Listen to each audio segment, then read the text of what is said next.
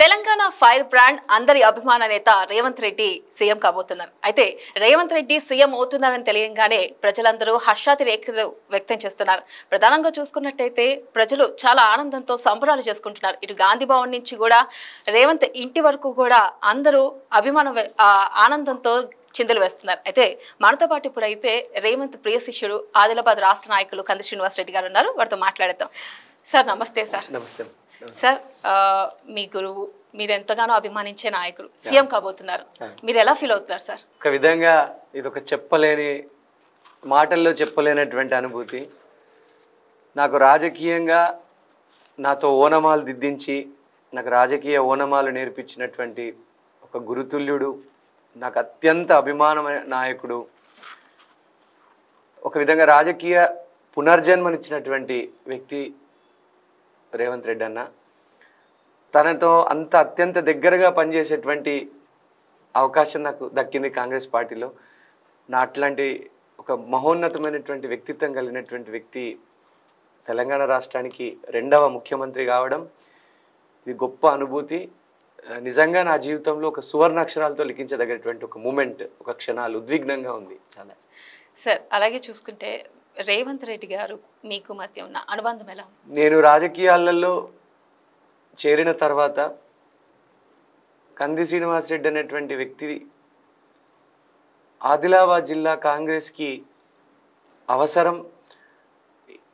Party కంది శ్రీనివాస్ రెడ్డి రెండు ఈ కాంబినేషన్లో పోతే గనక అద్భుతమైనటువంటి ఫలితాలు సాధించగలిగినటువంటి ఒక గొప్ప నమ్మకం ఉండే తనకి. ఆ నమ్మకాన్ని చాలా వరకు నిలబెట్టగలిగినాం. ఇంకా అన్న లక్ష్యాలని, రేవంత్ అన్న లక్ష్యాలని, కాంగ్రెస్ పార్టీని వచ్చే పార్లమెంటు ఎలక్షన్ల నాటికి ఆదిలాబాద్ పార్లమెంటుని గెలిపించడం మా ముందున్నటువంటి అత్యంత పెద్ద లక్ష్యం. ఇక రేవంత్ అన్నతో వ్యక్తిగతంగా ఎప్పుడు కూడా భుజం తట్టి ప్రోత్సహించేవారు.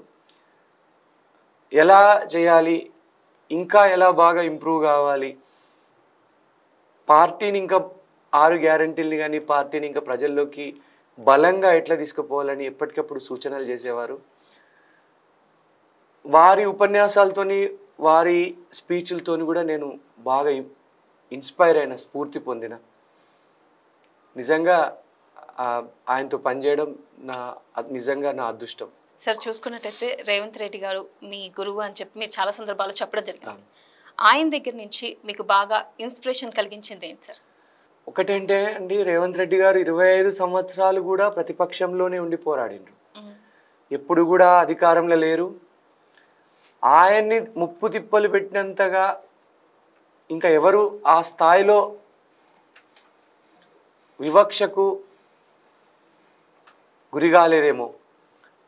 సొంత బిడ్డ ఎంగేజ్మెంటు ఉన్నా కూడా ఆయన్ని తీసుకుపోయి జైల్లో వేయడం, ఆయన మీద నిరంతర నిఘా పెట్టడం, ఆయన ఎటు తిరగకుండా చేయడానికి ప్రయత్నం చేయడం, అప్పటి టీఆర్ఎస్ ప్రభుత్వం, కేసీఆర్ ప్రభుత్వం ఒక భయానకమైనటువంటి, అత్యంత క్రూరంగా, భయానకంగా ఆయన్ని నిర్బంధించడం, ఇవన్నీ ఆయన యొక్క పోరాట యోధుని లక్షణాలు.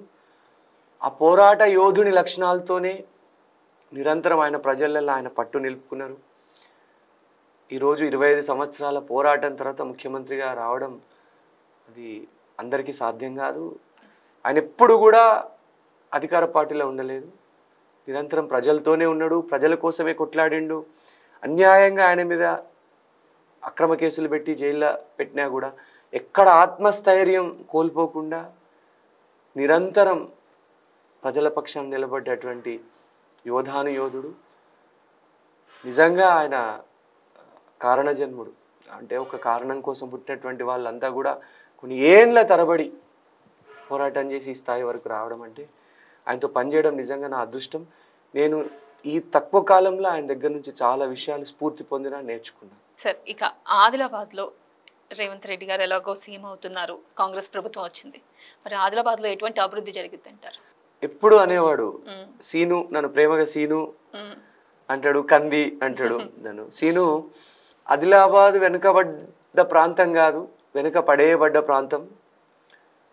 నీలాంటి వ్యక్తులు మంచిగా చాలా చిన్న కుటుంబంలో పుట్టి కూడా ఇంత స్థాయికి రావడం చాలా మంచి పరిణామం. ఇప్పుడు ఆదిలాబాద్ని మీలాంటి యంగ్ జనరేషన్ దీన్ని బాగా డెవలప్మెంట్ చేసుకోవాలని ప్రోత్సహించేవారు. అలాంటి ముఖ్యంగా రేవంత్ రెడ్డి అన్నకు బడుగు బలహీన వర్గాల మీద అపారమైనటువంటి ప్రేమ ఆప్యాయత. మా ఆదిలాబాద్ జిల్లాలోనే అటువంటి ఆదివాసీలు కానీ, దళిత సోదరులు కానీ, మైనార్టీ సోదరులు కానీ, అత్యంత వెనుకబడ్డ ఓబీసీ సోదరులు కానీ ఎక్కువ ఉన్నటువంటి ప్రాంతము.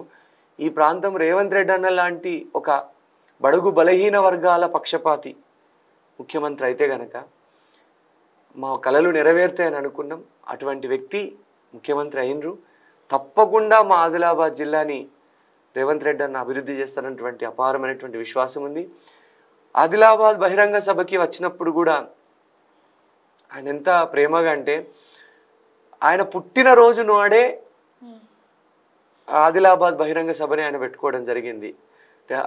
మా ప్రాంతం మీద ఉన్నటువంటి ప్రేమ, ఆదిలాబాద్లో పెట్టండి సభని, నా పుట్టినరోజు రోజు అంటే అన్న పుట్టినరోజు, రేవంత్ రెడ్డి అన్న పుట్టినరోజు సీను దగ్గర సభ పెట్టండి అన్నాడు. ఆ సభ కూడా అద్భుతంగా సక్సెస్ కావడం, రేవంత్ రెడ్డి అన్న ఆ సభలో కూడా చెప్పడం, ఆదిలాబాద్ని అన్ని రంగాలలో అభివృద్ధి చేస్తా అని చెప్పడం. నేను ఆ సభలోనే అన్నని రిక్వెస్ట్ చేయడం జరిగింది, అన్న ఏ కార్యక్రమమైనా ప్రభుత్వ కార్యక్రమాన్ని మా ఆదిలాబాద్ జిల్లా నుంచి ప్రారంభించడానికి ప్రయత్నం చేయమని చెప్పడం. ఇవన్నీ అన్న దృష్టిలో ఉన్నాయి. తప్పకుండా మాకు న్యాయం జరుగుతుంది. అన్న ఆధ్వర్యంలో ఒక గొప్ప ఆదిలాబాద్ ప్రాంతం గొప్పగా అభివృద్ధి చెందుతున్నటువంటి నమ్మకం ఉంది. సార్, ఒక్క మాటలో చెప్పాలంటే రేవంత్ రెడ్డి అంటే మీరేమంటారు? ఒక పోరాట యోధుడు, ఈజ్ అ ఫైటర్, ఒక ఫైర్ బ్రాండ్. అంటే తనకు భయం లేని మనిషి. బేసికల్గా ప్రజల కోసం ఎంత దూరమైనా పోతాడు, ఎవరి గల్లైనా పడతాడు, ఎవరితోనైనా కొట్లాడతాడు. సార్, ఇక రేవంత్ రెడ్డి ఫైనల్గా సీఎం అయిపోయారు. ఆయన చాలామంది ఆయనకి మీద నెగిటివిటీ ఉంది. చాలా ఇతర పార్టీలే కానీ చెప్పడం ఈయన ఏం చేస్తారు సీఎం కానీ. మీరేమనుకుంటున్నారు? ఈయన సీఎం అయ్యారు, మొదటిగా ఆయన చేసే సంక్షేమ పథకాలు ఎలా ఉండబోతాయంటే 6 గ్యారంటీస్ ఇచ్చారు, అవన్నీ అమలు చేస్తారంటారా? ప్రజలు కొత్త అంటే గతంలో నిరుద్యోగులు చాలా ఇబ్బంది పడ్డారు, వాళ్ళు చాలా మంది నిరుద్యోగులు కూడా ఆత్మహత్యలు చేసుకోవడం జరిగింది. ఈసారి ఆ పరిణామాలన్నీ దాటి సీఎం అంటే ఇట్లా ఉండాలి అని నిరూపించుకుంటారంటారా రేవంత్ రెడ్డి? 100%, 1000% రేవంత్ రెడ్డి గారు ప్రజా సీఎం అవుతారు, పీపుల్స్ సీఎం అవుతారు. నిరంతరం ప్రజల్లో ఉన్నటువంటి వ్యక్తిని, ఆయన మీద జరిగినటువంటి దుష్ప్రచారం అంతా కూడా పనిగట్టుకొని ఆయన రాజకీయ ఎదుగుదలని అడ్డుకోవడానికి ఆయన ప్రత్యర్థులు చేసినటువంటి పని. కానీ ఆయనంతగా ప్రజల్లో ఉన్నటువంటి వ్యక్తి నేనైతే చూడలేదు. ఎప్పుడూ కూడా ప్రజల పక్షం పోరాడితే ప్రజలు ఎప్పటి మనల్ని ఆదరిస్తూనే ఉంటారనేటువంటి నమ్మిన వ్యక్తులలో రేవంత్ రెడ్డి గారు మొదటి వరుసలో ఉంటారు. ఆయన సీఎం అయిన తర్వాత 6 గ్యారంటీల్ని అద్భుతంగా అమలు చేస్తారు.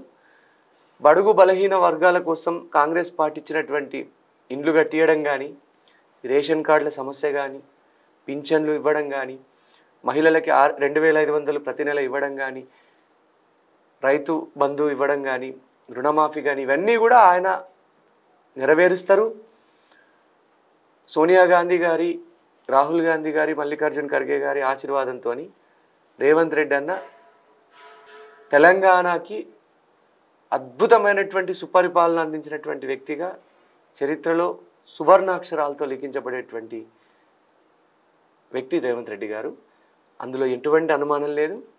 ఆయన నేచురల్గా మనస్సు పరంగా రేవంత్ రెడ్డి గారు చాలా డెలికేటు, ప్రజల పట్ల ఒక స్వానుభూతి ఉన్నటువంటి వ్యక్తి రేవంత్ రెడ్డి గారు. సో అద్భుతంగా తెలంగాణ అన్ని రంగాలలో రేవంత్ రెడ్డి అనే నాయకత్వంలో ముందుకెళ్తుంది, గొప్ప ప్రగతిని సాధిస్తుంది, అభివృద్ధిని సాధిస్తుంది. రైట్ సార్, మీ మాటల్లోనే అర్థమైపోతుంది నిజంగా రేవంత్ రెడ్డి గారి మీద మీకు ఎంత అభిమానం ఉందో, ఆయన మీరు గురువుగా ఎందుకు భావిస్తున్నారో మీ మాటల్లో క్లియర్గా అర్థమవుతుంది. Thank you sir. Thank you.